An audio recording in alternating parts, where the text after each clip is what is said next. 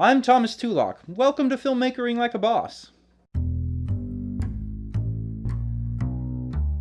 No, I don't claim to be an expert, but I am an award-winning filmmaker, and I have a passion for filmmaking, which is really all you need to get started. Well, that and a little bit of helpful know-how. After briefly touching on the importance of sound quality with the promise of returning to sound eventually, I'm going to get back to shot composition, specifically the methods of distracting attention. That's not what I meant to say. Directing attention. Now, as I said 2 episodes ago, the last 2 remaining methods revolve around contrast. The first one up being the contrast of color.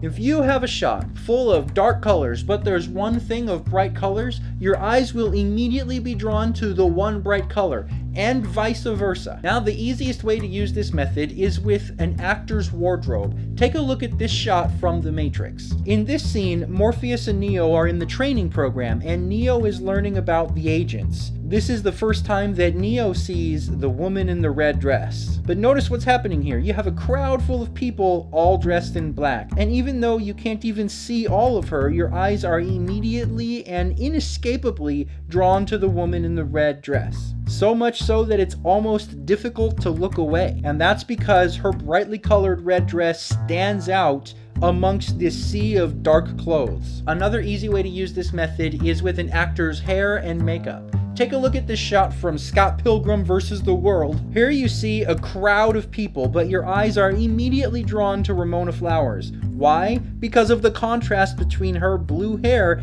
and the natural hair and skin tones of the people around her. This shot is full of dark natural colors, and her blue hair very much stands out. No matter where you look on the screen, your eyes want to go back to Ramona's blue hair. It's almost a little too difficult to look away. Another way to use this method is by surrounding a darkly colored figure in bright color, like in this shot from one of my short films. When we last looked at this shot, I mentioned how I was using 2 of the 5 methods, the first being the frame created by the handcuffs, the other being the contrasting colors. Matt is dressed in all dark and is surrounded by a nearly white wall and blinds with bright light shining through. I'm directing your eyes right to Matt, and you almost don't even want to look anywhere else. This would also work in the reverse if you have a lightly colored character surrounded by dark colors. Now, there is a more complicated but more effective way to use this method.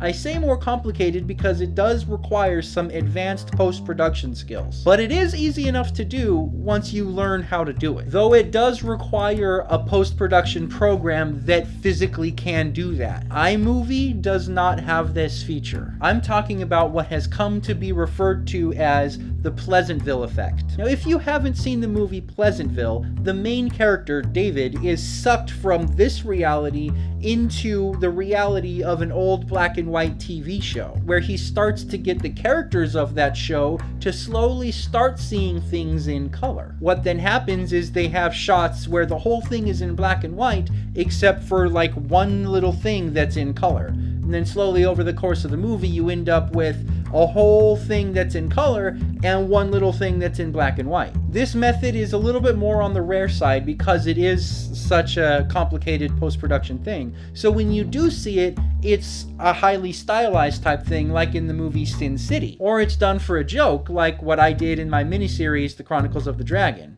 Most of this shot is in black and white, except for Optimus Prime, who is brightly red. And what happened? Your eyes went right to Optimus Prime. It's only after you looked right at Optimus Prime that you noticed the sonic screwdrivers.